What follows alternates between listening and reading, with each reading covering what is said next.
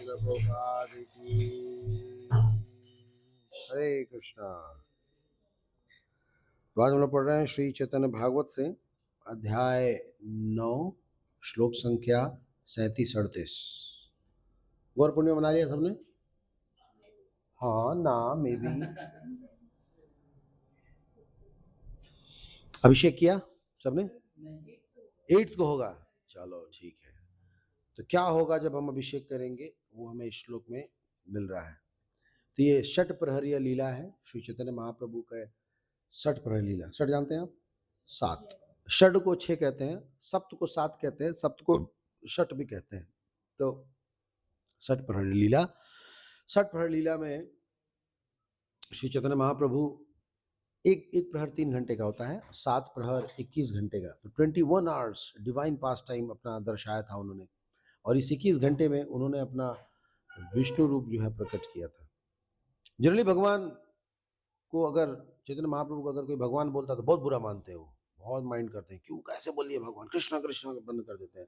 लेकिन ये एक ऐसा मोमेंट था कि जहाँ पे स्वयं उन्होंने स्वीकार किया, यस मैं हूँ कृष्ण, आओ अब मैं तुम सबके ऊपर कृपा करूंगा, मैं तुमको सबको कृष्ण प्रेम दूंगा। तो भगवान ने सबके ऊपर भरपूर कृपा की थी। ये जो 21 घंटे की जो लीला घटित हुई थी, ये हुआ था शिवास आंगन में। और शिवास आंगन में जब ये घटना घटी तो चैतन्य महाप्रभु ने खुद पर्सनली इंस्ट्रक्ट किया सब लोगों को, आए अभिषेक करें, भगवान को लेप लगाएं, फिर उनको भोग लगाएं, उनकी आरती करें, और उसके बाद सब लोग जो है कृष्ण प्रेम प्राप्त करें।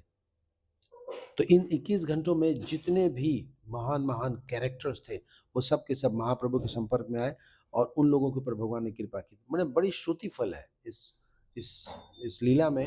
जितने भी लोगों के बारे में हम श्रवण करेंगे तो सब लोगों को श्रवण करने के बाद हमें पता चलता है कि कितना लाभ है और भगवान भी कैसे कितनी कृपा करते हैं भक्तों के ऊपर। तो जब चैतन्य महाप्रभु आए और आकर के अपने आसन पे बैठ गए, यानी कि सिंहासन, यानी कि विष्णु जी के पद पे आकर के एकदम से बैठ गए और सबको कहने लगे, एक्चुअली ये रूप देखना चाहते थे सब लोग। तो एकदम से वो आए और आकर के आसन पे बैठ गए और सबको बुलाने लगे और सबको बोले कि आओ और मेरा अभिषेक करो। तो जब अभिषेक करने लगे तो उस समय का ये श्लोक है, जारा पद पद्म जल बिंदु दिले मात्र, सेह ध्यान साक्षत के दीते आचे पात्र, तथाई पतारे नाही यम दंड है न प्रभु साक्षाते सबर जल लय। कह रहे हैं कि अगर कोई श्री चैतन्य महाप्रभु के ऊपर एक बूंद भी अभिषेक करते समय अगर जल डाल देता है, क्या कहना कि मैंने पूरा भर करके डाले, वो कभी भी यमराज का मुंह नहीं देखेगा। मैंने अगर आप अभिषेक करते हैं ना, अभिषेक करते समय अगर आप जल डाल देते हैं तो फिर समझिए कि आपको कभी नरक का मुंह नहीं देखना पड़ेगा। इसलिए महाप्रभु ने बोला आओ और आकर के मेरा अभिषेक करो, यानी कि उन सब लोगों को भगवान ने यमराज से बचा लिया। तो ये जो आपका फेस्टिवल अभी ड्यू है अभिषेक करने का, तो ये बड़ा मतलब मोटिवेशन को बूस्ट करेगा। तो फिर हम बिल्कुल डालेंगे जी, हम तो आगे बढ़ करके डालेंगे, बढ़ चढ़ करके भाग लेंगे, पाइप लगा देंगे, खूब डाल देंगे। तो इस तरह से महाप्रभु ने जलाभिषेक अपना कराया और कई सारे लोगों के ऊपर उन्होंने कृपा की। तो महाप्रभु इस संसार में 1486 में प्रकट हुए, आज से लगभग 540 साल पहले, और उस दिन भी चंद्र ग्रहण था, इस बार भी चंद्र ग्रहण था। और उसी चंद्र ग्रहण में जब महाप्रभु प्रकट हुए तो उन्होंने जो अपना मुख्य पर्पस था, क्या क्या उनका मुख्य पर्पस है, एक उनका मुख्य पर्पस था हरिनाम देना, और दूसरा उनका मुख्य पर्पस क्या था, लोगों को एक शुद्ध भक्ति कैसे की जाती है राधा रानी के भाव में, वो हमें उन्होंने सिखाया। यानी कि राधा रानी के भाव में वो हमें बताते हैं what is pure devotional service, Chaitanya Babu सिखाते हैं। तो जो दूसरा चीज़ था जो हरिनाम देने का था, तो जन्म लेने से पहले ही लोग हरिनाम ले रहे थे, जन्म लेने के दौरान भी हरिनाम ले रहे थे, और आगे तो भगवान ने खुद हरिनाम दिलाया, क्योंकि ये युग धर्म था और हर किसी को हरिनाम उन्होंने करवाया। अब ये जो हरिनाम है, इस हरिनाम को कैसे लेने के लिए महाप्रभु ने कहा, संघ में आकर के कीर्तन करना, संकीर्तन करना, पर्सनल चैंटिंग नहीं। पर्सनल चैंटिंग में धर्म है, पर एक्चुअली युग धर्म हरिनाम संकीर्तन है। जब आप एक साथ मिल करके बाहर निकलते हो, सब लोग साथ में हरे कृष्णा कृष्णा कृष्णा हरे हरे, हरे राम राम, तब समझिए कि आप युग धर्म का पालन कर रहे हैं। ये युग धर्म है। जब साथ में संकीर्तन करेंगे, मिलजुल करके करेंगे, एक दूसरे के साथ कोऑपरेट करेंगे बिना लड़ाई झगड़ा किए, तब वो महाप्रभु को आकर्षित करता है, भगवान को आकर्षित करता है। भगवान भागवत में भी कहते हैं प्रचेताओं के ऊपर वो कृपा कब की है, 100 भाइयों को देखा कि जब वो मिलजुल करके आपस में प्रेम से भगवान की सेवा कर रहे थे तब वो प्रसन्न हुए। तो भगवान ने एकजुटता देखना चाहते हैं। संकीर्तन का मतलब सिर्फ मृदंग बजा लेना, गा लेना, बढ़िया ट्यून जमा लेना और माहौल बना लेना, वो नहीं होता है। संकीर्तन का एक्चुअल मतलब होता है संग में कीर्तन करना, और संग में कीर्तन करने का मतलब है कोऑपरेशन दिखाना। आप किसी को पसंद नहीं करते हो, वो भी आपके साथ बैठा है। आप आपसे कोई नाराज रहता है लेकिन फिर भी आप वहां पे बैठे हो, और जब बात भगवान की आती है तो मिलजुल के कीर्तन करते हो, उसको संकीर्तन कहते हैं। संकीर्तन का मतलब साथ में भगवान के नाम का उच्चारण करना, ताकि भगवान प्रसन्न हो जाए। अगर कोई प्रसन्न होता है तभी वो अपना आशीर्वाद देता है, तभी वो अपनी कृपा को बरसाता है। भगवान अपनी कृपा कब बरसाएंगे? जब वो देखेंगे कि सब के सब लोग मिलकर एक साथ कर रहे हैं। तो आज कई सेंटर, कई बेसेस, कई मंदिर या कई स्थानों में ना कीर्तन तो हो रहा है, संकीर्तन भी हो रहा है, लेकिन प्रगति नहीं हो रही है। उसका कारण क्या है? कोऑपरेशन नहीं है। श्रील प्रभुपाद जी ने क्या कहा था? मेरे प्रति प्रेम तुम्हारा तब दिखेगा जब मैं संसार से चला जाऊंगा, कि तुम लोग कितने मिलजुल करके रहते हो। तो जब पिता की अनुपस्थिति में, भगवान के, गुरु की अनुपस्थिति में शिष्य अगर मिलजुल करके आपस में रहते हैं तो वो भगवान को बहुत प्रभावित करता है।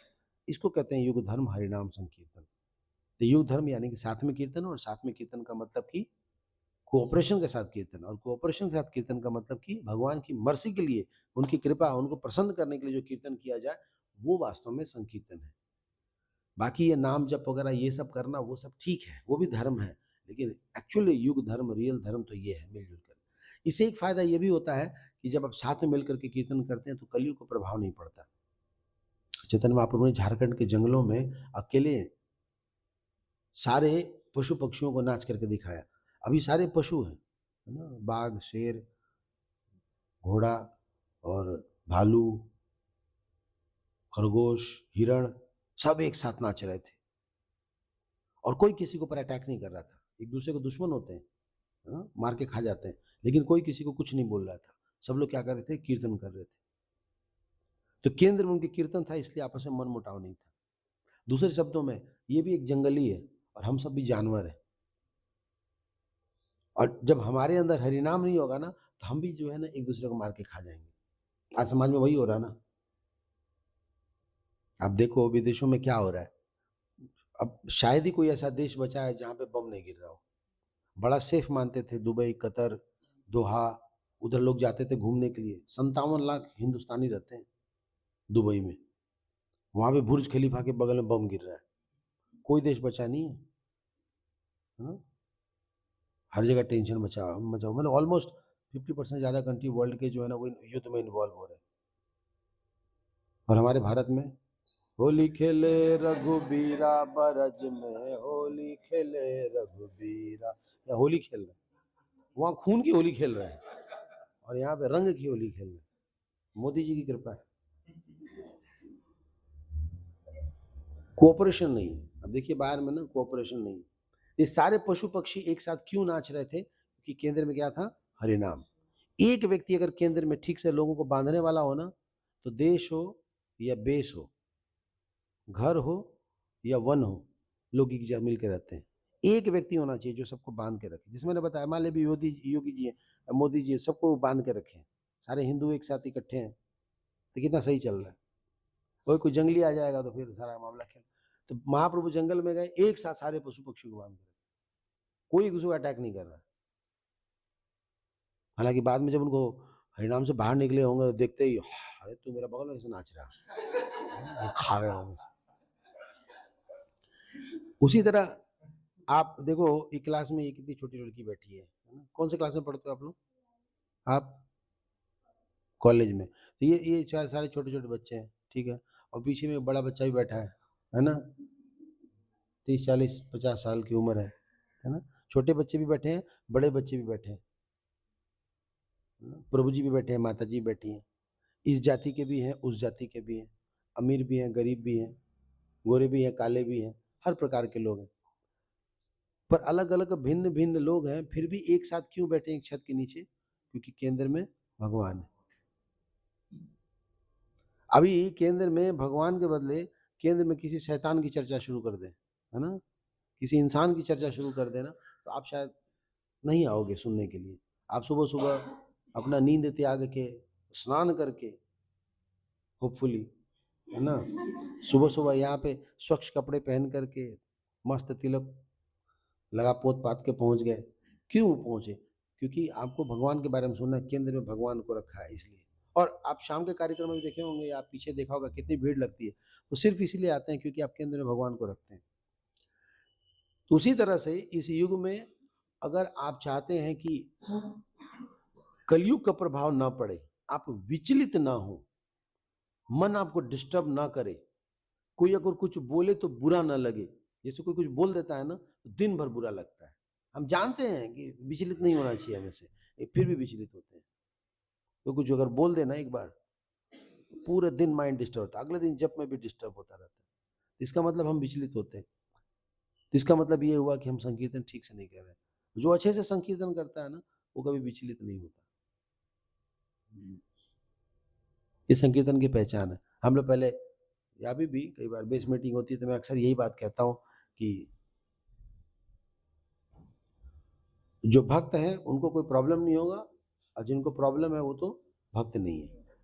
अगर आप डिवोटी हैं, और ये गीता में भी लिखा है, ब्रह्मभूत प्रसन्न आत्मा न सोचती न कांक्षती, न तो उसका अपना कोई पर्सनल डिजायर होता है, और ना ही कोई एज सच लोगों से एक्सपेक्टेशन करता है। न सोचती पर्सनल लेवल, आकांक्षती दूसरों से, ना तो खुद अपने डिजायर की पूरा करने की उसकी इच्छा होती है, और ना ही दूसरों से कुछ उम्मीद करता है। ब्रह्मभूत लेवल पे होता है, यानी वो मस्त रहता है। हमारी सारी प्रॉब्लम जो है ना इसीलिए आती है, या तो हम खुद अपनी इच्छाओं से परेशान है, या तो दूसरों की इच्छाओं से परेशान। हम चाहते हैं कि मुझे लगा कि तुम मुझे हॉस्पिटल ले जाओगे, तुम पूछोगे मेरी तबीयत कैसी है, मेरा सुबह से मेरी तबीयत खराब है, मेरा कल से तबीयत है, मुझे पूछ ही नहीं रहे हो। तो अपनी तबीयत से उतने परेशान नहीं है, लेकिन आपको नहीं पूछा गया उससे ज्यादा परेशान है। ये आकांक्षा है दूसरों से, एक्सपेक्टेशन। हम सोचे वहां गए थे, आज मेरे लिए प्रसाद लेके आओगे। क्यों? क्योंकि हम तो हर बार आपके लिए लाते हैं, तुम नहीं ला सकते थे। आकांक्षा होती है। ये सब चीजें जो है ना विचलित करती है। लेकिन अगर कोई ब्रह्मभूत लेवल पर रहता है ना, अगर कोई संकीर्तन करता है, तो वो इस तरह से डिस्टर्ब नहीं होगा। तो आप समझिए इस बात को कि अगर हम चाहते हैं ना किसी प्रकार के डिस्टर्बेंस से बचने का ना, संकीर्तन में रहे, है ना। भक्तिविनोद ठाकुर लिखते हैं, एनी छी औषधि माया नाशी बर लागी, हनी हरि नाम महामंत्र लाओ तुम्ही मांगी। तो इस भौतिक संसार में, भव संसार में भव रोग से बचने के लिए भव औषधि प्रोवाइड की गई है। भव औषधि यानी कि हरिनाम संकीर्तन। तो हरिनाम संकीर्तन अगर साथ में मिलकर के करेंगे, घर में भी अगर आपके 5 लोग हो ना, अगर 5 लोग एक साथ बैठ कर कीर्तन करना शुरू कर दिए ना, उस घर में कभी भी प्रॉब्लम नहीं आएगा, और आएगा भी तो पता नहीं चलेगा। और प्रॉब्लम के पांचों एक साथ नहीं बैठ सकते, जैसे मम्मी पापा भाई बहन और कोई एक और एक्स्ट्रा, 5 लोग अगर हैं घर में, या 4 लोग हैं, चारों लोग डिसाइड कर लेना कि डेली हम लोग सुबह में या शाम में बैठ के कीर्तन करेंगे, उस घर में कोई प्रॉब्लम नहीं है। लेकिन नहीं बैठते हैं, ईगो के कारण, अहंकार है ना, मैं क्यों बैठूं, तुम लोग जाओ पूजा पाठ करो, मुझे जरूरत नहीं बैठते। उसी तरह बेस में भी अगर सब लोग बैठ करके संकीर्तन करने लगे ना, कोई प्रॉब्लम नहीं है। उसी समय जाते हैं पपीता काटने, संकीर्तन के समय उसी समय जाएंगे सामान लाने, उसी समय सारा मैनेजमेंट होता है, इसलिए प्रॉब्लम आती है। साथ बैठ करके गाना चाहिए, एक साथ हृदय से। जब हम लोग भगवान को याद करते हैं, भगवान का गुणगान करते हैं, भगवान प्रसन्न होते हैं। हरे कृष्णा कृष्णा कृष्णा हरे हरे, हरे राम। तो इस तरह से चैतन्य महाप्रभु ने ना जो कलयुग का धर्म दिया है, वो कलयुग का धर्म क्या है? वर्ड पूरा यही है, कलयुग धर्म हरि नाम संग कीर्तन। सबको लेकर के कीर्तन करना है। आप अपने फेवरेट लोगों को लेकर कीर्तन करेंगे, उससे नई धर्म की स्थापना होगी। संग कीर्तन सब लोगों को लेना है, तभी बोलते हैं बोलिए बोलिए, सबसे बुलवाते हैं। और क्या, कोऑपरेशन के साथ, मिलजुल कर, सब साथ में गाएं, सब साथ में बजाएं, सब साथ में डांस करें, सब साथ में प्रसाद पाएं, फिर वहां पे ना कलयुग का प्रभाव नहीं पड़ेगा, तब आएगी भगवान की कृपा। तो ऐसे भगवान की कृपा मिली थी नरोत्तम दास ठाकुर को। नरोत्तम दास ठाकुर जो है वो भी ऐसे ही थे, भगवान के शुद्ध भक्त। और ये तीन लोग थे, श्रीनिवास प्रभु, श्यामानंद प्रभु और नरोत्तम दास, तीनों अलग अलग गुरु के शिष्य थे, लेकिन उनकी शिक्षाएं जीव गोस्वामी से मिली। और आगे चल करके उनके इस व्यवहार को देखकर चैतन्य महाप्रभु ने, जो कि नरोत्तम दास ठाकुर ने पहला गौर पूर्णिमा उत्सव मनाया था, फर्स्ट टाइम बर्थडे मना, फर्स्ट बर्थडे नरोत्तम दास ठाकुर ने मनाया था। तो जब उन्होंने सारा सेलिब्रेशन वगैरह कर लिया और लास्ट में जब कीर्तन की बारी आई, तो महाप्रभु पर्सनली प्रकट हुए थे, खुद आ गए थे प्रेम देने के लिए नरोत्तम को और बाकी से भक्तों। क्यों? क्योंकि वो आपस में मिलजुल के कर रहे थे। पहले एक मंदिर हुआ करता था, उसमें जो माइक पकड़ा वही गाएगा, है ना, जिसकी लाठी उसकी भैंस, उस तरह का सिस्टम था। एक मंदिर था बहुत पहले 90s में, इस्कॉन का ही, ऐसा दबदबा था। और अक्सर इसीलिए लोग माइक अगल बगल में प्रणाम करते हैं, उठ के गप से पकड़ने में आसान होगा। तो लोग देखते थे आज आज माइक का लाल कौन है ना, जो माइक पकड़ के गाएगा वो। लेकिन नरोत्तम दास ठाकुर ऐसे नहीं थे। जब गाने की बारी आई ना, एक एक व्यक्ति से जाके पूछे, परमिशन लिए, मैं गाऊं, आप गाना चाहेंगे? मैं गाऊं। सबने बोला नहीं, आप गाइए। तब नरोत्तम दास ठाकुर गाए और इतना दिव्य कीर्तन हुआ कि सारे के सारे लोग प्रभावित हो गए। और महाप्रभु वहां पे पर्सनली अपने पंच तत्वों के साथ वहां प्रकट हुए। कितना इसको कृष्ण प्रेम कहते हैं, जब साथ में बैठ करके गाएंगे, है ना। प्लान ये होना चाहिए, जैसे आप लोग कीर्तन मेला करोगे या कर चुके पता नहीं शाम को, तो इस कीर्तन मेला का मतलब ही होता है सब साथ में बैठ के गाएंगे, एक स्वाद, एक स्वर, एक ध्वनि। मायापुर में सुनते हो कितना अच्छा लगता है। इसलिए वहां पे डीटीज के कुछ ना कुछ आप परिवर्तन देखते रहते हैं, एक्टिविटी देखते रहते हैं। क्यों ऐसा होता है? क्योंकि भगवान प्रभावित होते हैं। बस इतना सा चीज करना है, साथ में बैठ के गाइए, ठीक है। तो ये था महाप्रभु के आविर्भाव होने का कारण, ये क्यों प्रकट होते हैं और क्या लेकर के आए हैं और कैसे हमें सेलिब्रेशन करना है, कैसे हमें हरिनाम गाना है। अब हम आते हैं इन पर्टिकुलरली इस षट प्रहरी लीला में। इस षट प्रहरी लीला में जैसे मैंने बताया कि 21 घंटे की लीला हुई थी और इसमें एक से बढ़कर एक जितने भी भगवान के शुद्ध भक्त हैं उनके ऊपर कृपा हुई थी। तो सबसे पहले जो कृपा उन्होंने की, मतलब यहाँ पे तो खैर सही भक्तों ने अभिषेक किया और अभिषेक करने के बाद एक एक करके सबके ऊपर कृपा की। तो सबसे ऊपर उन्होंने जो कृपा किया था उसमें दुखी थी, दुखी ना, उसके ऊपर सबसे पहले कृपा किया। आपने ठाकुर तारे भक्ति योगा देखी, दुखी नाम घुचाइए ठूले न सुखी, नाना वेद मंत्र पढ़ी सर्व भक्त गण, स्नान कराइल अंग करिल मार्जन। चैतन्य महाप्रभु पूछा श्रीवास से, ये कौन है और ये क्या कर रही है? तो उन्होंने कहा श्रीवास प्रभु ने कि महाप्रभु ये दुखी है और डेली यहाँ आंगन की सफाई करती है। श्रीवास आंगन रास लीला से अभिन्न स्थल है। जैसे वृंदावन में रास लीला होती है ना, रासलीला स्थली है, दामोदर राधा दामोदर मंदिर के पास बंसी बट, सब रासलीला स्थली है। तो कह रहे श्रीवास आंगन रासलीला से अलग नहीं है। वहां पे रासलीला होता था और यहाँ पे संकीर्तन होता था। तो संकीर्तन स्थली जो थी रासलीला, उस रासलीला स्थली की डेली सफाई करती थी दुखी। तो चैतन्य महाप्रभु ने कहा कि इतना इंपॉर्टेंट काम करती है, इतना महत्वपूर्ण स्थान को साफ करती है, इसका नाम दुखी है, इसका नाम क्या होना चाहिए? सुखी। और महाप्रभु ने जैसे ही सुखी बोला, उनके अंदर दिव्य उन्माद का प्रकट हुआ। सोचिए, तो इसे ये पता चलता है कि कभी भी ना लाइमलाइट वाली सेवा से ज्यादा इंपॉर्टेंट ना बैकग्राउंड की सेवा होती है। कोई लाइमलाइट की सेवा करता है ना, तो वो उसके लिए ना हानिकारक हो सकता है, उसके ज्यादा दुश्मन बनेंगे। आपको पता है अमोघ लपो कितने वीडियो चलते हैं वगैरह, कितना अच्छा अच्छा लगता है नहीं, पर कितना सुनना पड़ता है ये उन्हीं को पता है। बहुत लोग जलते हैं, बहुत लोग कुड़ते हैं, बहुत लोग गालियां देते हैं, लेकिन हम लोगों को कोई फर्क नहीं पड़ता, क्योंकि वो आजाद शत्रु है, उनको कोई फर्क नहीं पड़ता। पर एक दिन मेरे को बता रहे थे कि इट्स नॉट लाइक कि खाली नेम फेम ही मिलता है, बदनामियां भी बहुत होती हैं, गालियां भी बहुत पड़ती हैं, आपको सहना पड़ेगा। तो चैतन्य महाप्रभु इस युग में प्रकट हुए हैं उन लोगों के लिए, खास करके जो लाइमलाइट में नहीं रहते, जो पीछे रहते हैं। जैसे किसी कॉलेज में अगर जाओ और सिलेक्शन करना हो बेस्ट बच्चों का ना, तो चैतन्य महाप्रभु अगर जाएंगे ना तो वर्स्ट बच्चों का सिलेक्शन करेंगे। फिसंडी कौन कौन है, उनका नंबर पहले आएगा। ये कलियुग, बशर्ते उसको मानना पड़ेगा, हाँ मैं फिसंडी हूँ, मानेगा ही नहीं तो कैसे हो पाएगा। तो दुखी जो है कभी सामने नहीं रहती थी।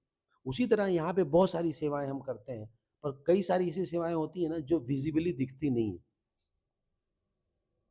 और कई लोग हो सकता है आपको चढ़ाएं भी, इस तरह बोले भी कि आप अभी से करके चले जाते हो, कोई देखता तो है नहीं। यहाँ तो हर पल हर क्षण करके ना हम कुछ दुनिया को दिखाना चाहते हैं, नहीं? जैसे मान लो थोड़ी कुकिंग की तो फोटो खींच रहे हैं, तुरंत अपलोड कर दिया, current status cooking, current status cleaning, current, मतलब क्यों, देखो और मेरे से प्रभावित हो।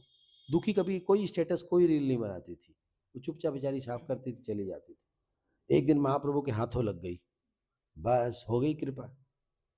इसलिए मिनियल सर्विसेज ना ज़्यादा करना चाहिए, तुच्छ सेवाएं ज़्यादा करनी चाहिए, जो सेवाएं कोई देख ना सके, कोई ऑब्जर्व ना, मतलब इन द सेंस कि ज़्यादा लाइमलाइट वाला ना हो, हाईलाइट वाला ना हो, ऐसी सेवाएं करनी चाहिए। दिखावे वाली सेवाएं जो होती है ना, जैसे ये बैठ करके प्रवचन देना और पुजारी बनना, मैनेजमेंट दिखाना, मैनेजर बनना, लीडर बनना, ये सब दिखावे वाली सेवा है। पीछे सेवा जयंत प्रभु करते थे, जयानंद प्रभु, जयानंद प्रभु जानते हो, वो करते थे परोक्ष सेवा, तो कितने प्रसिद्ध हुए। और इसी धाम में कन्फर्म, भगवत धाम गए इसी शरीर में, ऐसा चल शिल प्रभुपाद ने कन्फर्म किया। तो सोचो कितना लाभ है। तो इसलिए सुखी माता से हमें शिक्षा मिलती है कि कभी भी हमें छोटी सेवाओं में मना नहीं करना चाहिए, बल्कि वही करना चाहिए, उसी में लाभ ढूंढना चाहिए, तभी हम प्रगति करेंगे। ठीक है, तो ये पहली कृपा हुई थी किसके ऊपर, सुखी माता के ऊपर, सुखी माता की जय। दूसरा, दूसरी जो कृपा हुई थी वो हुई थी श्रीवास प्रभु के ऊपर। तो श्रीवास प्रभु की कृपा जो है श्लोक संख्या 90 में दिया हुआ है बहुत सुंदर तरीके से, और उसको पहले हम लोग पढ़ते हैं फिर आगे बढ़ते हैं। पदे पढ़े पढ़े भागवतम प्रेम रसमय, सुनिया द्रविला अति तुम्हारा हृदय।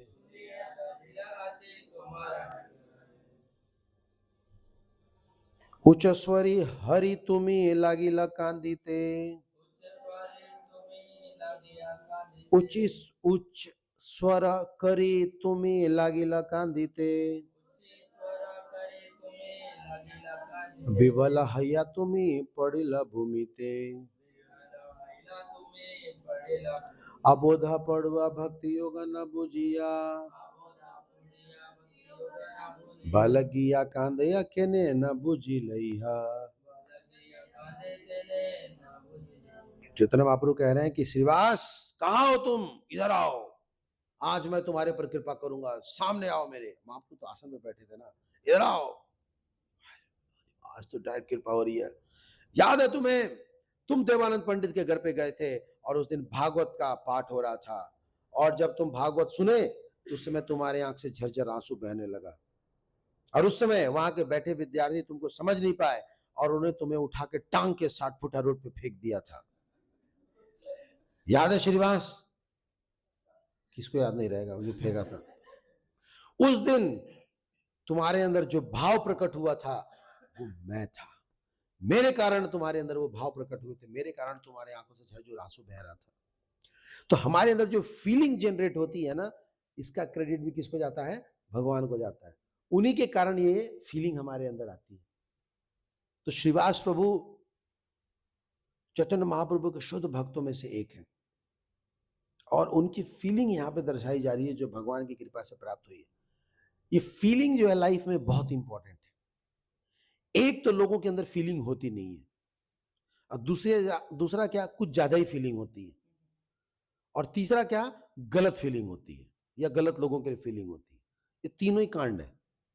फीलिंग नहीं होना, जैसे कुछ लोग ना पत्थर की तरह होते हैं, उनको कुछ भी बोल लो ना, कितना बाउंसर मार लो, आया समझ में, श्रील प्रभुपाद की फीलिंगलेस। मैं लगता है ना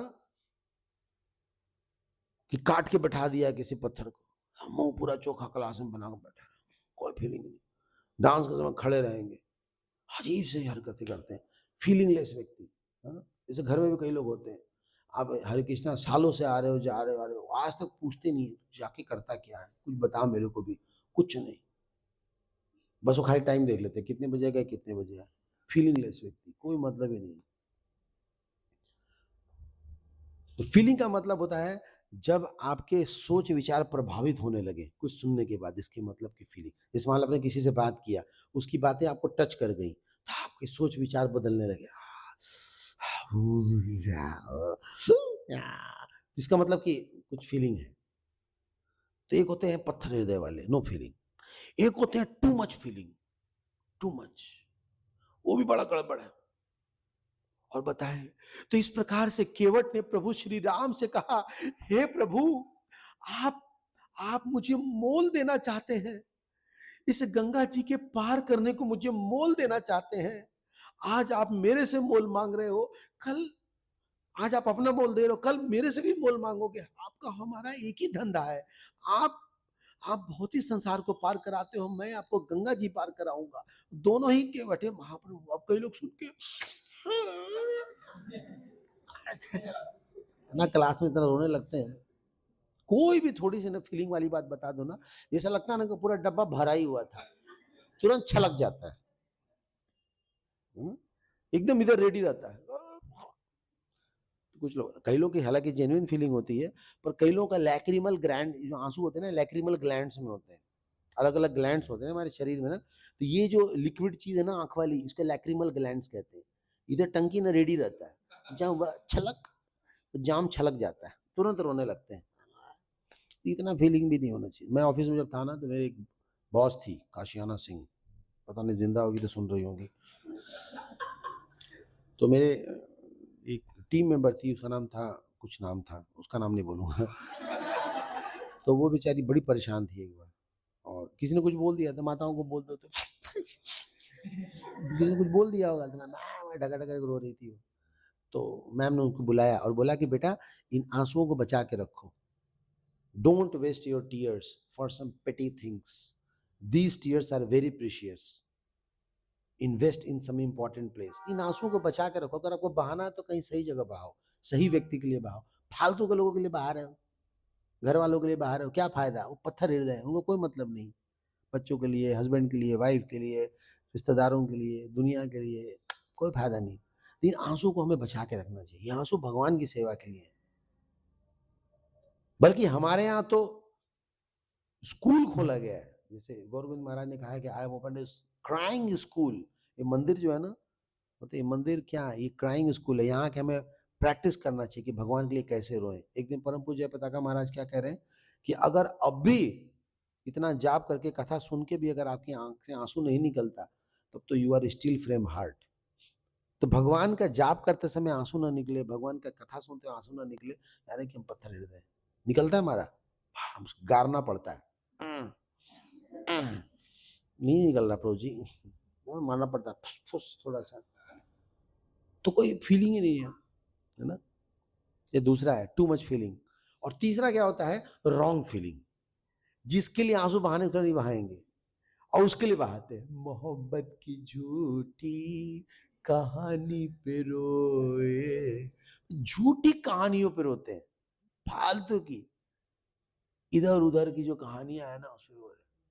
प्रेमचंद की कहानी मैंने सुनी थी, झूठी कहानी, और वो बरसात की काली रात और प्रसव पीड़ा से नारी करा रही थी, और उसका मर्द वो आया और एक कसाई को बेच दिया, और उस पैसे से जाके वो शराब पीता है।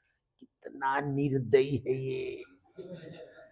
ना तो वैसे कोई औरत की कहानी है, ना तो ऐसा कोई पुरुष है। पहले ही प्रेमदर्शन को बना लिखा रहता है कि ये सारी चीजें काल्पनिक है। इसको कहते हैं झूठी कहानी पे रोए। और जो सच्ची कहानी है, इसमें आंख से आंसू नहीं निकलता, है ना, इसमें आंसू नहीं निकलता। सीता जी के लिए आंसू नहीं निकलता, राम जी के लिए आंसू नहीं निकलता, भगवान कृष्ण के लिए नहीं निकलता। और यहाँ देखो, तो ये संसार ऐसा ही है, झूठी झूठी चीजों पे हम रोते हैं। और सच, अभी कोई वीडियो दिखा दे, बम फट रहा है, ये मर रहा है, वो मर रहा है, आंसू निकलता है। और हमारे आचार्य जो है बोलते जहां आंसू निकाले वहां निकलते नहीं है। तो जो श्रीवास उनके सच्चे आंसू थे, और उन सच्चे आंसुओं को उन पढ़ुओं ने समझ नहीं पाया, और उन्हें क्या किया, उनका उठा के बाहर फेंक दिया। बाद में भयंकर अपराध लगा देवानंद पंडित को, क्योंकि वही क्लास टीचर थे और उन्होंने कोई भी निवारण नहीं किया, इससे उनको ऑफेंस लग गया। तो खैर वो कहानी तो अलग है, लेकिन यहाँ पे महाप्रभु ये कह रहे हैं कि वो जो फीलिंग आई थी मेरे कारण, यही एक ऐसी चीज है ना जो भगवान हमसे चाहते हैं, हमारी फीलिंग्स। इस फीलिंग्स को ना किसी को नहीं देना चाहिए, ये सिर्फ और सिर्फ भगवान के लिए बचा के रखना चाहिए। अगर आपने किसी को दिया ना अपनी ये फीलिंग्स, तो आपकी फीलिंग का वो मिसयूज करेंगे। कभी नहीं देना चाहिए, कभी नहीं। हमें बस अपने जीवन में जो भी हमारे लोग आ रहे हैं हमारे साथ जो जा रहे हैं, वो बस एक ट्रेन के पैसेंजर की तरह है। ट्रेन के पैसेंजर अगर आपके बगल में आके बैठ जाए 2 4 5 घंटा, आप उसको अपनी फीलिंग शेयर कर दोगे, वो नालायक उतर जाएगा थोड़ी देर में। अभी वैसे ही हमारे जीवन में लोग हैं, आए हैं, कुछ दिन साथ में रहेंगे, फिर चले जाएंगे। अगर वो नहीं जाएगा तो आप चले जाओगे, उतरना तो है ही है। नहीं तो लास्ट में तुगलकाबाद यार्ड में ट्रेन लगेगी, और दरवाजा खिड़की बंद करके साफ सफाई वाला आएगा और पीटेगा आपको, है कि नहीं? उतरना तो है ही है स्टेशन पे, या तो आप उतरो या तो वो उतरे। तो लोग रास्ते में उतरना शुरू कर दें, लास्ट में आपको भी उतरना पड़ेगा, खाली तो करना पड़ेगा, क्योंकि ट्रेन यार्ड में जानी है। तो इसीलिए इन फीलिंग्स को फालतू लोगों के लिए नहीं लगाना है। यही हमारी प्रॉब्लम है आज, 99% प्रॉब्लम यही है, फालतू के यहाँ वहां लोगों से अपनी फीलिंग लगा के बैठे। तो हरि भक्तों में फीलिंग होनी चाहिए, भगवान में फीलिंग्स होनी चाहिए, ये अच्छा है। ठीक है, तो हरिदास ठाकुर के, श्रीवास ठाकुर के ऊपर जो है कृपा हुई। अब अगली कृपा हम लोग पढ़ते हैं गंगादास पंडित के ऊपर। तो गंगादास पंडित के ऊपर श्लोक संख्या 113 में बता रहे हैं। गंगादास पंडित जाते थे जब महाप्रभु पढ़ने के लिए, तो वहां के टीचर थे, एक बार इनके ऊपर कुछ समस्या आ गई।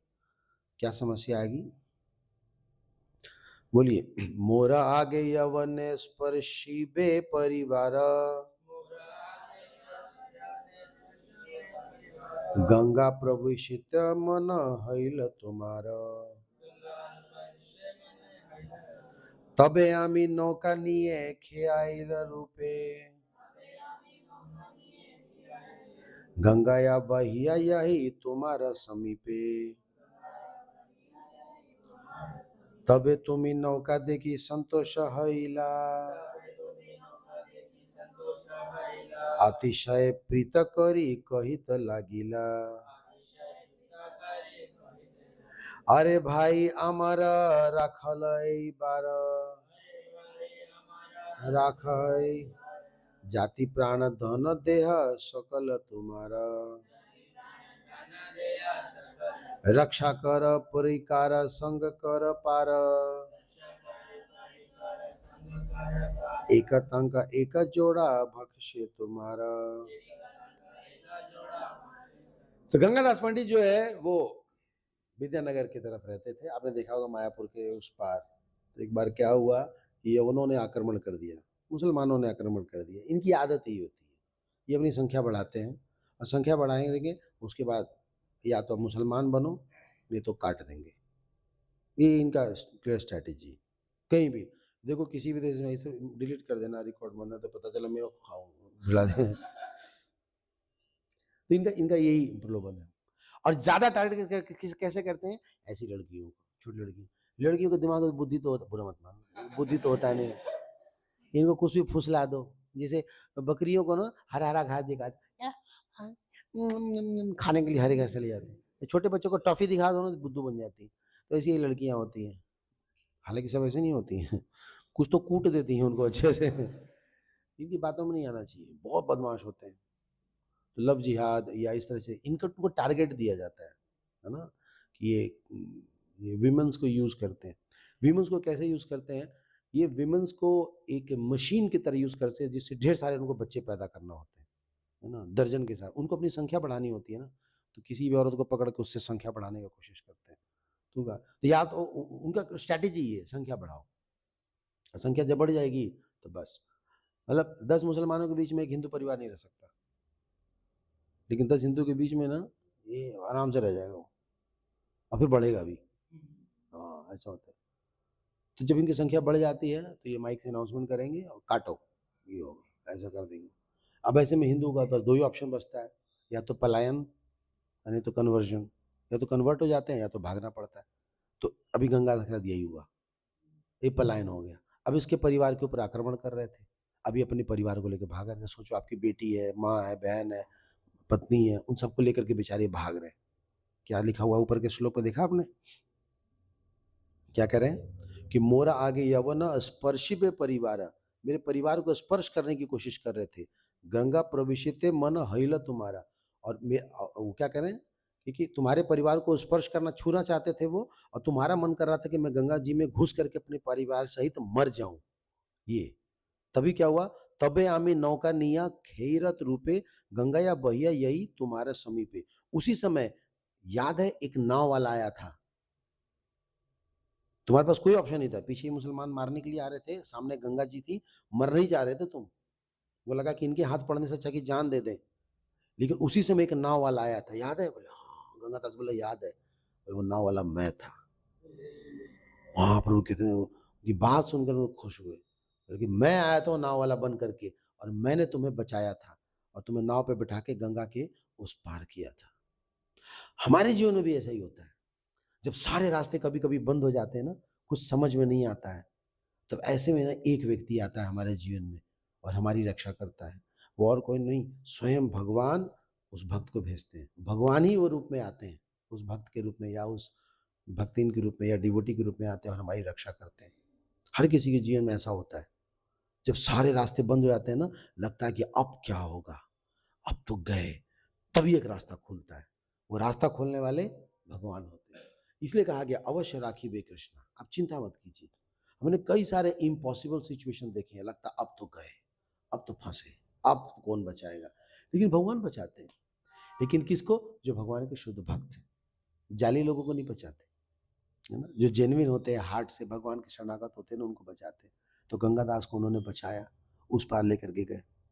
तो हर पल हर क्षण हमें भगवान को धन्यवाद देना चाहिए। आज हम लोग इतने बड़े होकर बैठे हैं, ऐसा नहीं है कि बिना ऐसी समस्याओं के फेस किए हुए, इस समस्याओं को हमने झेला है, हमारे सामने आया है ये समस्या, तो हमें उन स्थिति को धन्यवाद करना चाहिए। हमारे एक बेस में संदीप करके लड़का था, वो अपने गांव जा रहा था एक बार ट्रेन बस से, बस में इतनी भीड़ थी ना, बस नहीं था, ट्रैकर था वो, छोटा सा, छोटी मीडियम रेंज की गाड़ी। तो एक जगह ऐसा झटका पड़ा, इतने लोग चढ़े थे, झटका पड़ा कि वो गिर गया और गाड़ी वाले को पता भी नहीं चला, क्योंकि लोग इतने ज़्यादा थे। वो गाड़ी आगे बढ़ गई, वहीं गिर गई, और उसके जस्ट पीछे एक ट्रक थी जिसका मार्जिन बहुत कम था, और वो ट्रक क्या हुआ, एकदम उसके ऊपर आ गया। और उसने ट्रक को देखा ना, तो समझ गया कि मतलब इतना टाइम नहीं था कि उठ के भागे वो। तो उसने भी फिर डिसाइड कर लिया, अब ठीक है, अब तब आ गए तो आ ही जाओ, अब क्या करेंगे, आंख बंद कर लिया उसने। फिर 2 मिनट बाद आंख खोल के देखता है, वो ट्रक कहाँ गई देखो ट्रक पार हो गई। तो अगर बचना होगा ना, तो ट्रक का रेल की पटरी के नीचे कई लोग बचे हैं, नहीं, ट्रेन आ जाती है और ठक ठक ठक ठक ठक ठक ठक उठने के बाद ऐसे भी होता है। मैंने सुना था बचपन में, ये कोई थे ऐसे ही, वो गाय भैंस चराने वाले थे, वो चराते चराते सो गए, पटरी पे ही सो गए, हल्का सा गहरा पटरी था। ऐसा क्या सोए थे भाई, वो ट्रेन आई, ट्रेन चलेगी, पता ही नहीं चला। ऐसी भी दुनिया में लोग होते हैं। तो देखो भगवान अगर आपको बचाने वाले हैं ना, कोई मार नहीं सकता, और अगर मारने वाले हो तो आप बुर्ज खलीफा के अंदर भी घुस के रहोगे ना, वहां भी बम गिर रहा है, कहाँ भाग के जाओगे आप? नहीं। अभी अमेरिका और इजराइल मिलके जब ईरान को मार रहा है ना, तो ईरान वाले क्या कर रहे हैं ना, वो जो अपना मिसाइल छोड़ रहे हैं ना, वो मिसाइल को पता नहीं चल रहा है। जैसे कभी कभी आपने देखा है, रॉकेट जला दो ना, अब किसके घर में घुस जाए, कहाँ धोती के नीचे घुस जाए है, कुछ पता नहीं। वो बेचारा मिसाइल के साथ ऐसे ही हो रहा है, वो मार रहे हैं अमेरिकन एयर बेस में और जाके गिर रहा है किसी के घर के अंदर। अब क्या वो कंट्रोल तो मतलब ईरान छोटा मोटा कंट्री है उधर, अब मिसाइल गाइडेड होना चाहिए ना। अभी तो मोदी जी ने संभाल के, कहीं गलती का पटाखा इधर ना आ जाए, कहीं आके कहीं पट फुट ना जाए, ऐसी स्थिति होती है। तो भगवान रक्षा करते हैं, भगवान पे भरोसा रखना चाहिए, हर पल हर क्षण भगवान। तबीयत खराब हो जाता है कई बार, तो तबीयत खराब में कई लोग बड़े विचलित हो जाते हैं, है ना। देखिए अगर आप अच्छे संकीर्तन करते हो, अच्छी जाप कर, अच्छी भक्ति करते हो ना, तो तबीयत खराब जो हुआ वो आएगा चला जाएगा। अभी हमारे मंदिर में एक प्रभु जी हैं, हनुमान प्रभु, उनके पिताजी बड़े बीमार थे, बुजुर्ग थे। गुरु महाराज के समय में भी वो बीमार थे। गुरु महाराज जब थे तभी उन्होंने कहा था हॉस्पिटल मत ले जाना, घर में ही सेवा कराना। तो घर में सेवा करा किए, पूरा लास्ट में तो घर में सेवा किए, घर में शरीर छोड़ा। पता है क्यों? वहां जाने के बाद, हॉस्पिटल जाने के बाद ना और प्रताड़ित करते हैं, शारीरिक और मानसिक दोनों। शारीरिक तो सुई चुभो चुभो के, मैंने इतना चुभो देंगे ना कि आपके हाथ में कैनुला इतना दूर काला हो जाता है।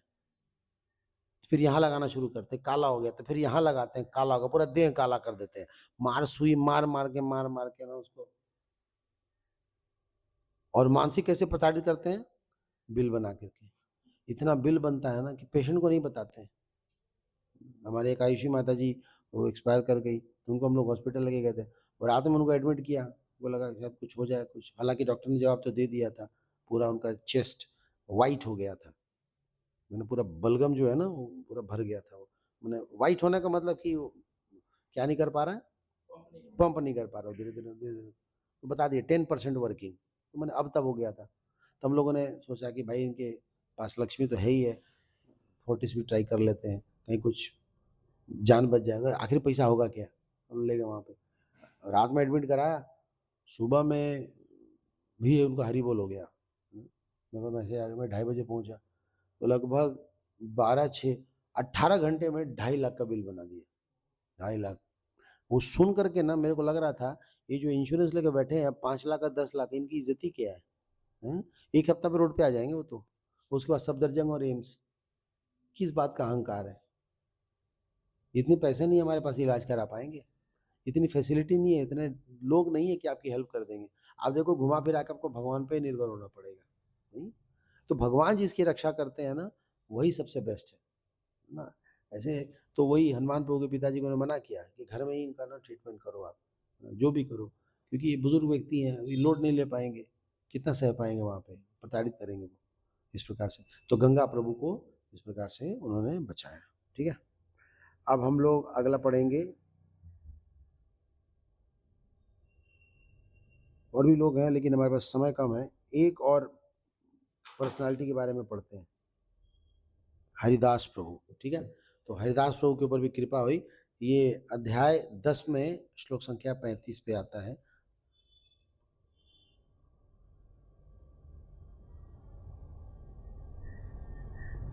हरिदास प्रति प्रभु सदया हैया, मोरा देख हरिदास बोले डाक दिया। उन्होंने कहा कि जाओ हरिदास को बुला करके ले आओ। ए मोरा देहा है तुम्ही मोरा बड़ा, तुम्हारा ये जाति से ही जाति मोरा दड़ा।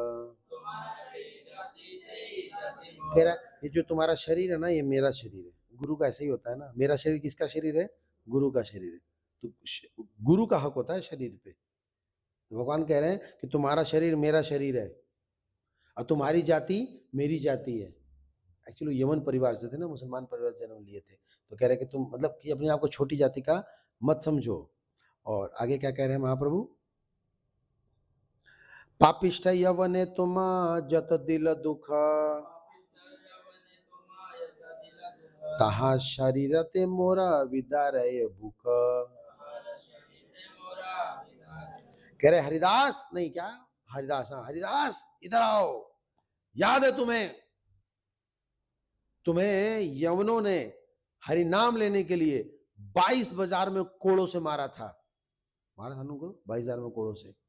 लेकिन फिर भी तुमने क्या कहा था? खंड खंड अगर मेरा शरीर कर दोगे तो भी हर खंड से हरिनाम निकलेगा, हरिनाम लेना नहीं छोड़ूंगा।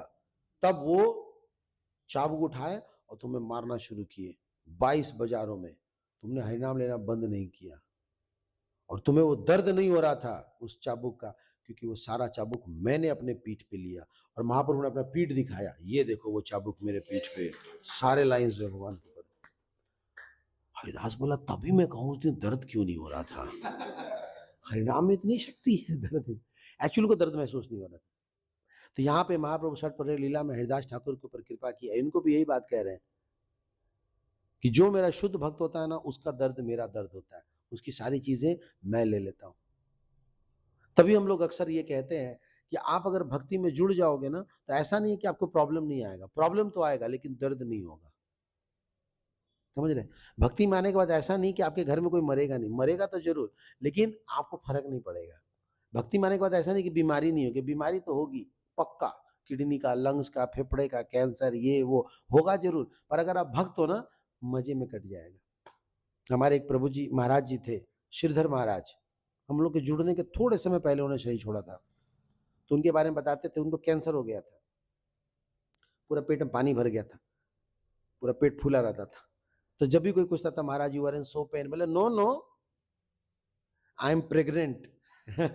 मजाक उड़ाते थे, बिल्कुल भी ना बुरा नहीं मानते थे या कष्ट फील नहीं करते थे। उनको कहते थे जॉली स्वामी, जॉली स्वामी उनको कहते थे। हमेशा खुश रहते थे। पता है क्यों खुश रहते थे? क्योंकि वो भक्ति करते थे। कैंसर हो गया था उनको, हंसते थे। अभी एक महाराज जी और थे पीछे, बद्रीनारायण महाराज नहीं, वो वृंदावन में थे, उन लोगों ने भी शरीर छोड़ा। उनका नाम उसमें मंगल आरती में आता है, वृंदावन वाला जो मंगल आरती होती है ना, हाँ उसमें उनका नाम आता है, उनका नाम मैं भूल जाता हूँ अक्सर। तो महाराज जी थे, तो वो महाराज जी जो हैं उनको भी कैंसर हो गया था। तो उनके गुरु महाराज ने क्या बोला ना, you can reduce your rounds, no problem, you are in so much pain. तूने कहा कि गुरुदेव डोंट से दैट, अभी तक मैंने कम नहीं किया है, अब अंत समय में आप क्यों कम करा रहे हो? मुझे मेरा जाप लेने दो, मुझे जाप करने दो। और वो जो कदम का नाम वो आता ना लाइन, कानन रास पर है, मैं इतना याद रखता हूँ कि महाराज का नाम उसमें आता है, वो भूल जाता हूँ। महाराज जो है नाम नहीं छोड़ना, इतने कष्ट में थे वो। तो देखो, ये सुन के आपको बुरा लगे क्या बीमारी या मरने की बात कर रहे हैं, पर एक कड़वा सच है, बीमारी तो होनी है। 40 के बाद ना शुरू हो जाता है, इधर दर्द उधर दर्द, उठोगे तो पकड़ के अरे बेटा हाथ लगा जा, साइटिका हो गया, L1 L2 गर्दन, कोई बुलाता है प्रभु जी, ये होना है पक्का। लेकिन अगर आप जाप में रुचि रखोगे, भक्ति करते रहोगे, अंदर से आप हमेशा प्रसन्न रहोगे, पता नहीं चलेगा। परम पूज्य जयप्रताप महाराज को देखो, क्या बचा है शरीर में। अभी एक वीडियो आया था, पता नहीं कहाँ विदेश का ना, महाराज कहते हैं I am very happy, Gauranga Gauranga, Maharaj कहते खुश है। अभी महाराज के मैंने दर्शन किया, मायापुर गया था, तो छत पे ना महाराज आते हैं, क्लास देते हैं। महाराज ने क्लास की स्टार्टिंग ही की, एक भक्त डूब गया, सब कुछ बता रहे थे ऐसा, सो हैप्पी। वो भी आए हुए थे राधा गोविंद महाराज, उनका भी शरीर जो है उनको लकवा लगा है, पर देखो कितने खुश है। डियर डिवोटीज, हमारे को अगर उंगली में चोट लग जाए ना, मंगल आरती बंद कर देते हैं ना। थोड़ा सा फीवर हुआ है, नहीं फीवर टाइप का लग रहा ना, नहीं जाएंगे, सर दर्द कर रहा, हाँ आज नहीं जाना। इतना हम फ्रिजाइल हैं, सोचिए। तो हरिदास ठाकुर के माध्यम से भगवान हमें समझा रहे हैं कि आप भक्ति करो। देखो कष्ट तो आएगा ही, जब भगवान ने रूल बनाया है इस संसार का कि जन्म मृत्यु बुढ़ापा बीमारी, बीमारी तो होनी होनी है, लेकिन अगर भक्ति अच्छे से करोगे ना, आपको पता नहीं चलेगा। बाहर वाले कई बार कहते हैं तुम यार हरे कृष्णा वाले, तुम्हें भी बीमारी होती है, तुम्हारे को भी सर्दी होती है, और हमने तो सोचा था तुम लोग और बड़ा चंगर होते हो, पर क्या फायदा भाई, उधर भी बीमारी इधर भी बीमारी, तो इधर ही ठीक है। भले इधर की बीमारी होती है, पर लोगों को पता नहीं, मस्त रहते हैं, खुश रहते हैं, कोई फर्क नहीं पड़ता। आपके यहाँ जो है परेशान हो जाते हैं छोटी छोटी चीज, तो परेशान नहीं होना चाहिए, भगवान पे भरोसा रखना चाहिए और भक्ति करते रहना चाहिए। ठीक है, श्री चैतन्य महाप्रभु की, श्रील प्रभुपाद की। तो और भी लोग हैं इसमें, अद्वैताचार्य के ऊपर कृपा हुई, मुकुंद प्रभु पे, मुरारी गुप्त के ऊपर, श्रीधर प्रभु के ऊपर। ये षट प्रेरक लीला आप लोग पढ़िएगा, बहुत बढ़िया है ये प्रसंग है ना। सबके ऊपर महाप्रभु ने, भगवान ने क्या क्या कृपा की ना, कैसे कैसे उनका उद्धार किया, कैसे उनको प्रेम दिया, ये सारा षट प्रेरक लीला है। चैतन्य भागवत अध्याय 9 और 10। श्री श्री गौर पूर्णिमा महामहोत्सव की, श्रील प्रभुपाद की। ओके, एनी क्वेश्चन, प्रश्न, कुछ पूछना से? टीचिंग्स कैसे निकलेंगे था आपने फर्स्ट टाइम पे एक जो डिवोटीज थे उन पे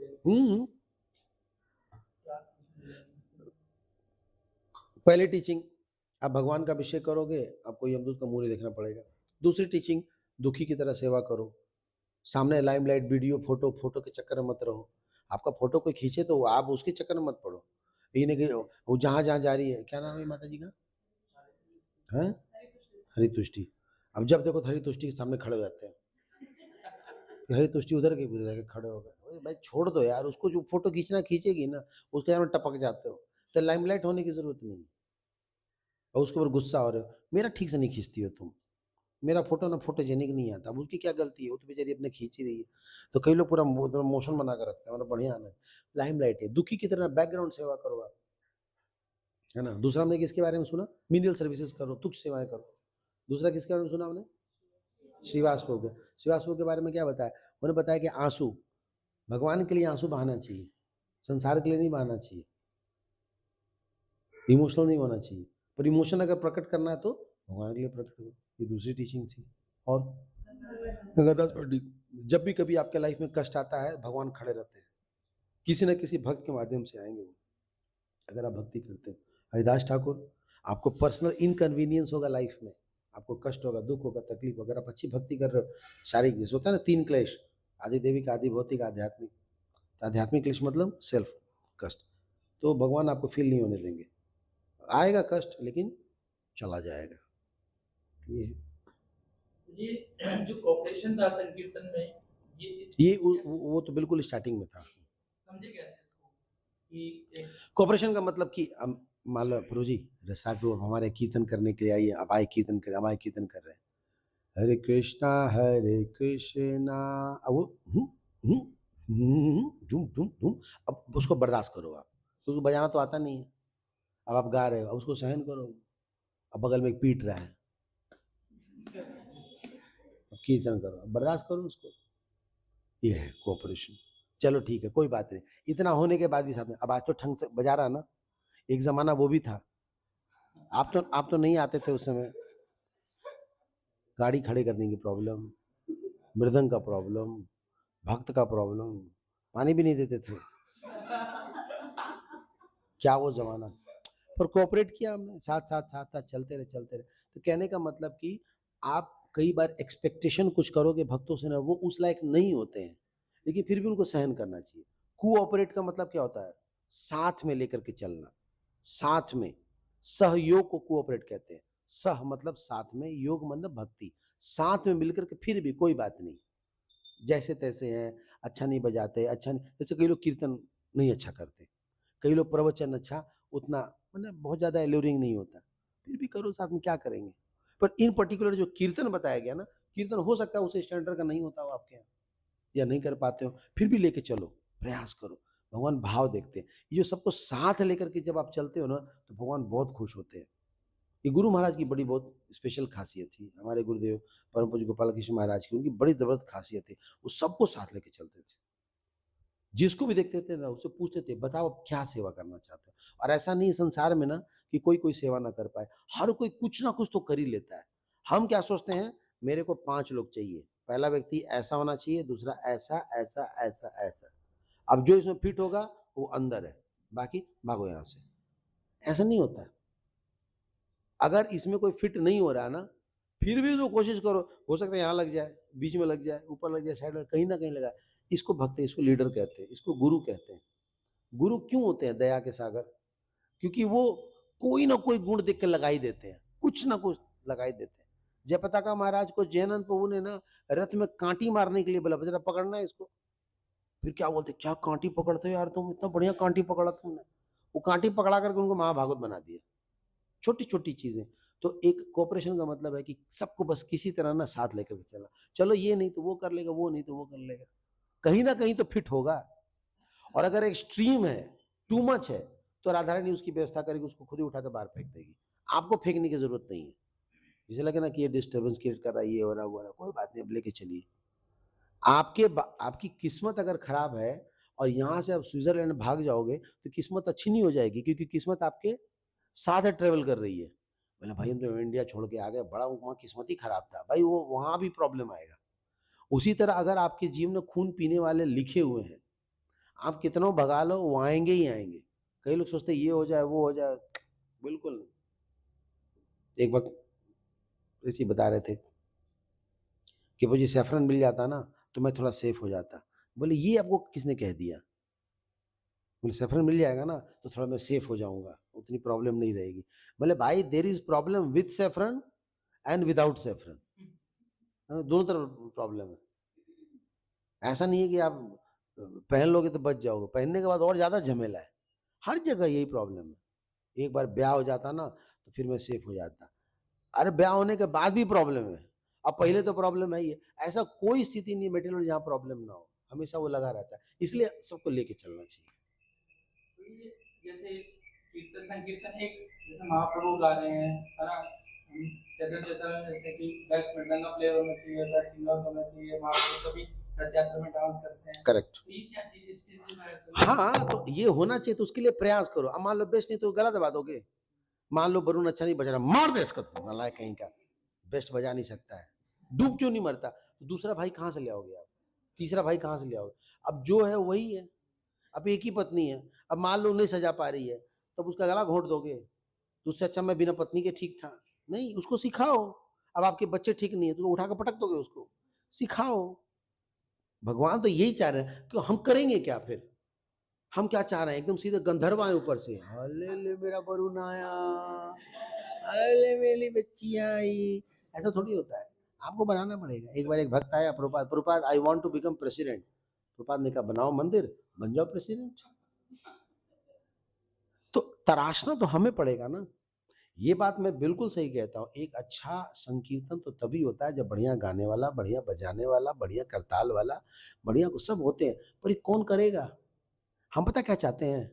आप जरा सेट वेट कर दो, अच्छा मुझे बुला लेना उसमें, है मैं आके बैठूंगा और मैं गाऊंगा। वाह वाह। एक बार राधे श्याम प्रभु कह रहे थे, एवरीवन वांट्स ना there has to be one car will come and one brahmachari will go with matka silk kapda, he will go sit and deliver lecture and then come back. ये तो कौन नहीं कर लेगा ये? भाई वो स्थिति जो गाड़ी में बैठ के जा रहा है ना, उसने वो बनाया है सेंटर बेस मंदिर, तब वो जा रहा देने, करना पड़ेगा ना। दूर के लोग देखते हैं, अरे प्रभु जी आपका तो बड़े मजे हैं, मस्त गाड़ी में जाते हो, जो बैठते हो प्रवचन खाते पीते चले आते हो। भाई वो दिन ऐसे ही नहीं आया, बेलना पड़ा है पापड़, तो सबको करना पड़ता है। तो संकीर्तन में वो दिन आएगा कि आपके कीर्तन बेस्ट होंगे, लोग सुनने आएंगे, बैठने आएंगे। जैसे मान लो माधव प्रभु है, कितना रियाज करते हैं, पता वो अकेले बहुत टाइम देते हैं, अकेले कीर्तन करते हैं, भजन करते हैं रात में। आपने सुना होगा ना, वृंदावन में रात में बैठे अकेले गाते हैं। वो लाइव परफॉर्मेंस हम लोग टिप ऑफ द आइसबर्ग देखते हैं, आइसबर्ग का ना ऊपर का देखते हैं, कितना प्यारा लग रहा है, कितना अच्छा लग रहा है, लेकिन नीचे जो है ना वो नहीं देखते। बड़ी तपस्या हुई है, तो काम करना पड़ेगा। जैसे हमारे गुरुदेव को लोग इतना प्रेम क्यों करते हैं? महाराज बड़ा टाइम दिया है सबको, है ना, महाराज आपका बढ़िया, आपको कुछ करना नहीं पड़ता। अरे ऐसा नहीं है, बहुत कुछ करना पड़ता है। तो आपको इनको टाइम देना पड़ेगा। ये बहुत खून पीते हैं, जितना टाइम देंगे, जितने अच्छे से पालेंगे पोसेंगे, बढ़ेंगे, सिखाएंगे, समझाएंगे, तब एक दिन जो है ना लगेगा कि आज कुछ सार्थक हुआ। बस हमें कह रहा एक्चुअली उसमें भी आपका कोई रोल नहीं है, वो भी करने वाले भगवान है। बस भगवान चाहते हैं कि आप थोड़ा सा चाहत रखो, प्रयास करो, है ना, हमें करना है। कराने वाले भी तो भगवान ही है, फिर अपने आप ना आपका बेस्टेस्ट बेस्ट हो जाएगा। इस तरह से लेके चला जाता है। और बताइए, और कोई प्रश्न?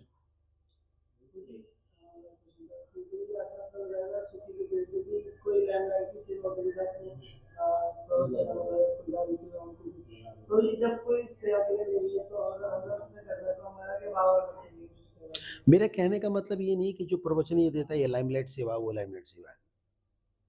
लाइमलाइट सेवा का मतलब होता है जो आपको अच्छा लगता है और आप वो करना चाहते हो ना, वो लाइमलाइट सेवा है। जैसे एक रिक्शे वाले को बोल दो ना कि आपको प्रवचन देना है, उसके लिए प्रवचन देना विनम्रता का सेवा है। और एक प्रवचन देने वाले को बोल दो ना कि आपको रिक्शा चलाना है, झाड़ू मारना है, तो उसके लिए झाड़ू मारना ना विनम्रता वाली सेवा है। प्रवचन देना कोई आसान नहीं है, ये भी एक विनम्रता सेवा है। इसमें हम भगवान और भक्तों की सेवा करते हैं, ये भावना चाहिए। तो गड़बड़ क्या होता है, हमें जो पसंद आता है ना हम वो करना चाहते हैं। भक्ति एज आई लाइक, सेवा एज आई लाइक। अब उससे क्या होता है, उसमें आप लाइमलाइट में ज्यादा आते हैं, उसमें लोग गुणगान करेंगे आपको ना, जो कि अच्छा नहीं है। आप उन सेवाओं को पकड़िए जिसमें गाली के चांसेस हैं, जिसमें सुधार के चांसेस हैं। जो अच्छा है वो तो अच्छा है ही है, जो अच्छा नहीं है उस पर फोकस करिए ना, उसको अच्छा करने का प्रयास कीजिए, तब ना फिर लगेगा कि हाँ आपने कुछ किया। ऐसा। दूसरी बात, अगर आप लाइव लाइट वाली सेवा कर भी रहे हो, मान लो आपको बोल दिया गया भाई प्रवचन, आप अच्छा प्रवचन देते हो, तो हमेशा क्या सोचना चाहिए, इदम कृष्णाय इदम न मम, इदम गुरुवे इदम न मम। ये गुरु का है, ये कृष्ण का है, तो मेरा कोई रोल नहीं है भी बात सही। ये जो बाल होते हैं ना हमारे, एक बाल के बराबर ना हल्का सा इधर ना मूवमेंट की जरूरत है, खत्म हो जाएगी कहानी है पूरी जिंदगी।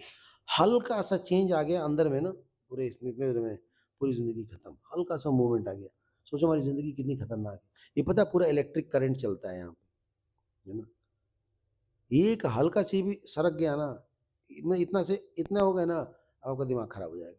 तो जिंदगी कितनी फ्रेजाइल है हमारी, कभी भी कुछ भी हो सकता है। और हम लोग फोटो खिंचाने पे लगे रहते हैं, वीडियो बनाने पे लगे रहते हैं, रील बनाने पे लगे रहते हैं, अपनी पब्लिसिटी करने पे लगते हैं। हमारी जिंदगी का कोई भरोसा नहीं, कभी भी कुछ भी हो सकता है। तो कितना कॉन्फिडेंस है मनुष्य को कि नहीं कुछ नहीं होगा, हम कर लेंगे वो। तो ये सब बातें बताई जाती हैं, ठीक है। और कुछ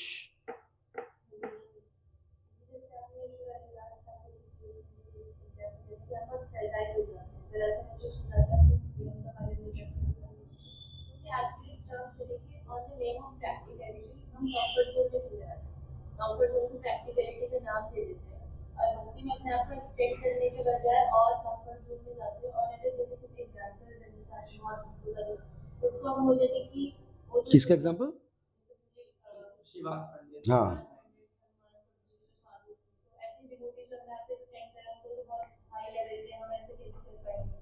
हम तो देखो प्रैक्टिकलिटी कॉमन चीजें हम अपने आप को एक्सटेंड नहीं लेते तो इससे कैसे बचे। इसीलिए हम किसी के मार्गदर्शन में रहते हैं। जब हम कुएं के भीतर रहते हैं ना, तो हमें पता नहीं चलता है सही क्या है, गलत क्या है, उचित क्या, अनुचित क्या, क्या प्रैक्टिकल है, क्या रियलिटी है। इसीलिए हम चेक करते हैं। जैसे हम प्रभु जी से पूछेंगे, प्रभु जी मैं प्रीचिंग कर सकता हूँ? हाँ करो ना। प्रभु जी मैं प्रीचिंग के लिए साकेत जाऊँ? जाओ ना। थैंक यू जी। फिर कुछ हरे कृष्ण, प्रभु जी मैं प्रीचिंग कर सकता हूँ? हाँ करो ना। प्रभु जी मैं प्रीचिंग के लिए कानपुर जा सकता हूँ? कानपुर? हाँ प्रभु जी वो कॉल आया था वहाँ से, क्लास के लिए बुला रहे। अच्छा ठीक है, जाइए, लेकिन यहाँ पे ध्यान दीजिए। थैंक यू प्रभु जी। फिर कुछ दिन बाद हरे कृष्ण, प्रभु जी मैं प्रीचिंग कर सकता हूँ? हाँ। प्रभु जी मैं एम्स्टर्डम जा सकता हूँ? क्या मतलब? मैं ब्राज़ील जा सकता हूँ, मैं मेक्सिको जा सकता हूँ, ये क्या मतलब बनता है? तो देखने से लग रहा है प्रीचिंग कोई गलत चीज़ तो है नहीं, पर वो प्रीचिंग के नाम पे धोखा देना हो गया। ये प्रीचिंग के नाम पे घूमने का चक्कर भी हो सकता है। तो हमारे अथॉरिटी करेक्ट करते हैं, आप प्रीचिंग कर सकते हो, यहाँ करो, वहाँ ज़रूरत नहीं। गुरु महाराज मना करते थे, क्योंकि उनको पता है कि हम जाएँगे लाल में, आएँगे पीले में, जाएँगे पीले में, आएँगे सफ़ेद में, ऐसा हो जाएगा। उनको पता है कि ये बाहर के लायक नहीं, पर जो बाहर के लायक उनको भेजते हैं लेकर। तो इसीलिए मन में जब इस प्रकार के विचार आए ना कि हम प्रैक्टिकल हो रहे हैं या इम्प्रैक्टिकल हो रहे हैं, ये प्रैक्टिकल है या इम्प्रैक्टिकल है, समझ में नहीं आ रहा, तो पूछते हैं। जैसे व्रत का है, आपको पता नहीं चलता हम कौन सा व्रत करें, मन तो करता है एकदम सबसे कठोर वाला, है ना। और जब करना शुरू करते हैं तो फिर वही मन डगमगाने भी लगता है। तो अपने अथॉरिटी से, गुरु से पूछते हैं, गुरु जी मेरे लिए आपको क्या लगता है उचित रहेगा। तो फिर वो अपने विजडम से, अपने ज्ञान से, अपने उन्होंने जो पढ़ा है, जो सुना, उसके हिसाब से बताएंगे कि देखो बेटा, व्रत ज़्यादा इंपॉर्टेंट नहीं है, ज़्यादा इंपॉर्टेंट है मोर हियरिंग, मोर रीडिंग, मोर चैंटिंग। ये काम आप कर सकते हो? हाँ। खाली पेट कर सकते हो? नहीं, खाली पेट तो नहीं हो पाएगा। अच्छा, पानी पी के कर सकते हो? समवॉट। जब फ्रूट खा के कर सकते हो? बोला हाँ। तो फिर आप फ्रूट पे व्रत रहो। हो गया क्लियर? हो गया ना क्लियर? अब तो कोई दिक्कत नहीं है। अब बोले नहीं नहीं प्रभु जी, मैं तो खाली पेट में मेरे को ज़्यादा अच्छे से पढ़ा जाता है और मेरे को बहुत आनंद आता है। फिर बेटा आप खाली पेट करो। आप समझ रहे हैं? तो इस तरह से ना क्या किया जाता है, एनालाइज किया जाता है सेवाओं के लिए, और वो आप नहीं कर पाओगे। आपसे जो, आप तो कुएं के अंदर फंसे हो ना, आपको तो पता ही नहीं, आपको तो सीढ़ी चाहिए। तो बाहर वाला व्यक्ति जिसका एक्सपीरियंस हो वो आपको बताएगा, you do this, you do that. Madhusudan वो आए थे बुक डिस्ट्रीब्यूशन करके, एकादशी का दिन मैं प्रसाद सर्व कर रहा था। महाराज ने बोला इन्होंने प्रसाद लिया? मैंने बोला नहीं महाराज ये फास्टिंग पे। मैंने क्यों? गुरु महाराज एकादशी है ना। हाँ तो क्या हो गया, आप इतना मेहनत करते हो, पूरे दिन सड़क पे जाते हो, धूल फांकते हो, आपको खाना चाहिए। नहीं नहीं Maharaj it's okay. No it's not okay, prasad serve him. फिर मैंने मधुसूदन को बैठाया, मैंने सर्व किया उनको प्रसाद। तो जीवात्मा को पता नहीं चलता है, पर गुरु को पता है ना। यहाँ ज़्यादा इम्पोर्टेंट भूखा रहना नहीं है, यहाँ ज़्यादा इम्पोर्टेंट है सर्व करना। अगर ऐसे ही चलता रहेगा ना तो व्यक्ति लंबा नहीं कर पाएगा, फिर वो धीरे धीरे सेवाएं घट जाएंगी और भूख जो है ना वो परेशान करेगा। भूख जो है शरीर को खराब कर देगा। ये लोग लॉन्ग टर्म देखते सुनते समझते हैं ना, इसीलिए हमें उनसे डिस्कस करना चाहिए या वरिष्ठ वैष्णवों को सुनना चाहिए या बुक्स पढ़ने चाहिए, हमें देखना चाहिए कि क्या रियलिटी है, कैसे करना है ना। तो इस तरह से क्लैरिटी आएगी। ठीक है। श्री प्रभुपाद की, श्री चैतन्य भागवत की, श्री श्री गौर पूर्णिमा महामहोत्सव की, निताय गौर प्रेमानंदे। हरि बोल। हरे कृष्णा। गुरु